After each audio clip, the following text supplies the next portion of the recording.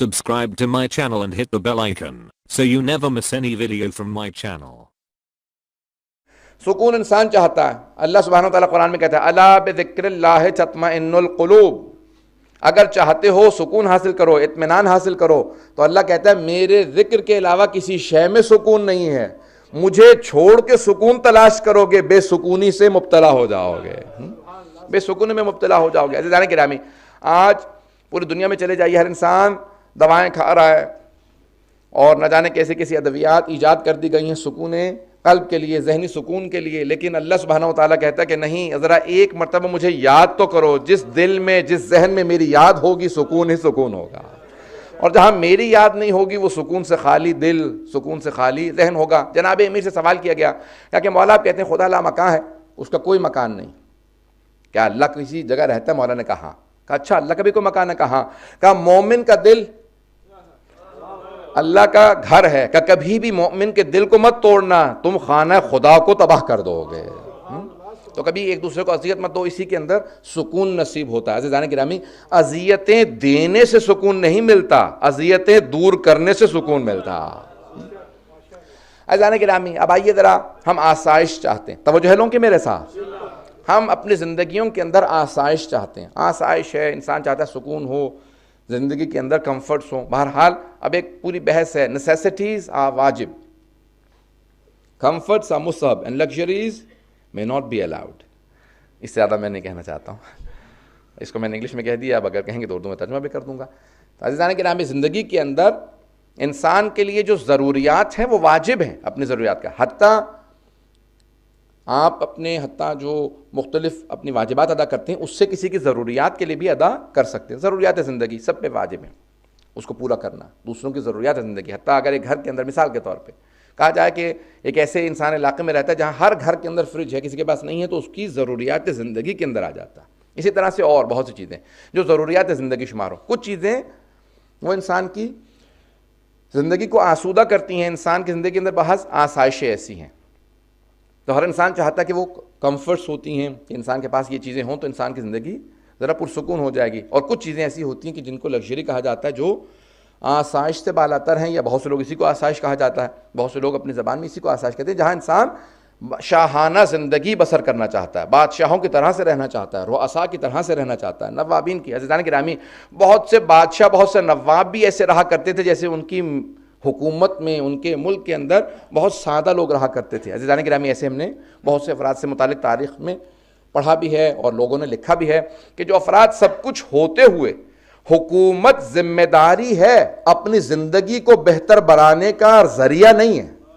اگر آپ موجودہ حکمرانوں کو یہی سمجھ میں آ جائے, خصوصاً اگر پاکستانی حکمرانوں کو سمجھ میں آ جائے, تو بہت سے پاکستانی کی زندگیاں آسان ہو جائیں گے. میں پاکستان کے لیے اس لیے آسانی سے کہہ سکتا ہوں کیونکہ پاکستان سے ہوں. عزیزان گرامی, زندگی, اب انسان کے پاس اگر دولت بڑھتی ہے, عہدہ منصب بڑھ جاتا ہے, انسان کا عہدہ یا پوزیشن بڑھ جاتی ہے, تو انسان کا یہ عہدہ, یہ دولت انسان کی زندگی کو بہتر بنانے کے لیے نہیں آیا, بلکہ دوسروں کی زندگیوں کو بہتر بنانے کے لیے آیا. اللہ نے دولت اس لیے دی ہے کہ دوسروں کی زندگیوں کو بہتر بنائے.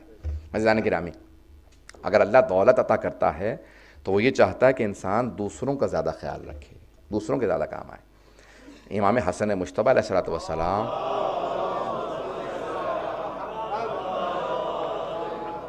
عاجل فرجہم, اپنی زندگی کے اندر جو کچھ آپ کے پاس تھا, کئی مرتبہ سب کچھ راہ خدا میں لوٹا چکے تھے, اور پھر دوبارہ زندگی کو شروع کیا. پھر دوبارہ جو کچھ بنا, کیونکہ امام بہترین ٹرین ہوتا ہے, تجارت میں, بزنس میں, کہیں بھی جاتے تھے, امام بہت جلدی سے اپنی پوری ایک جو کچھ کماتے تھے پھر دوبارہ سب تقسیم کر دیتے تھے. اور مسلسل آپ کے دشمن ایک ہی سوال کرتے تھے, یہ کیا مسئلہ ہے کہ ہم نے سب کچھ ان سے چھین لیا, فدق کو چھین لیا, ہم نے ان کی باغات چھین لیے, اس کے باوجود بھی جب بھی دیکھتے ہیں ان کے ایک دسترخوان پہ سینکڑوں کی تعداد میں لوگ بیٹھے نظر آتے ہیں.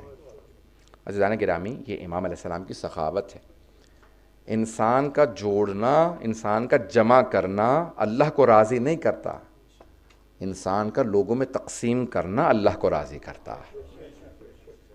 عزیزان گرامی, آج دنیا میں بے انتہا مسائل ہیں, کیونکہ میرے ذہن میں نہیں تھا کہ بی بی کی بھی مجلس ہے, تو میں انشاءاللہ آج جناب سید الشہداء اور جناب زینب دونوں کے مسائل پیش کروں گا, تاکہ دونوں طرف سے انشاءاللہ 2-4 منٹ 5 منٹ کی زیادہ سے زیادہ 5 منٹ کی زحمت دوں گا, اس کے بعد پھر مسائل پہ آ جاؤں گا. عزیزان گرامی, زندگیاں انسان کی بہت تیزی سے گزر جاتی ہیں، اور انسان یہی سوچتا رہتا ہے کہ میں اس کو کیسے بہتر بناؤں. زندگی اگر انسان اس میں اس تگ و دو میں صرف کر دے کہ میں اپنی آخرت کیسے بہتر بناؤں، تو اسی زندگی میں سکون بڑھتا چلا جائے گا. بعض اوقات انسان کے پاس سب کچھ ہوتا ہے لیکن ذہنی سکون نہیں ہوتا، اور بعض اوقات اگر آپ کسی بہت ہی نادار انسان کے پاس جائیں گے تو بہت سکون، بہت ہی قلبی اطمینان ہوتا ہے اس کے پاس. اس کی دنیا بہت چھوٹی ہوتی ہے، وہ اس دنیا کو چاہتا ہی نہیں ہے، لیکن آخرت میں اس کا مقام اگر آپ دیکھیں. اسی طرح سے بعض افراد دیکھنے میں بہت طاقتور ہوتے ہیں لیکن اگر ان کی روح کو دیکھیں، ان کی معنویت کو دیکھیں تو بہت ضعیف لاغر اندام. اور بعض اوقات افراد دیکھنے میں بہت کمزور ہوتے ہیں، بوڑھے ہوتے ہیں، لیکن ان کی روحانیت، معنویت اگر ان کی روح کو دیکھیں تو بہت طاقتور ہوتی ہے.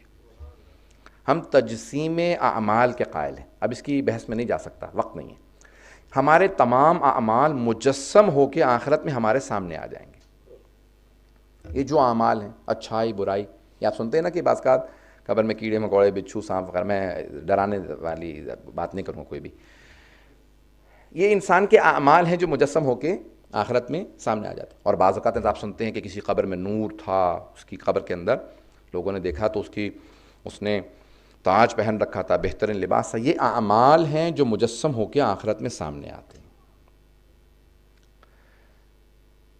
تمام احادیث کی روشنی میں اگر دیکھا جائے جو سب سے با ارزش اور سب سے جو قیمتی شے آپ کے پاس ہے وہ ہے ولایت علی ابن ابی طالب علیہ السلام.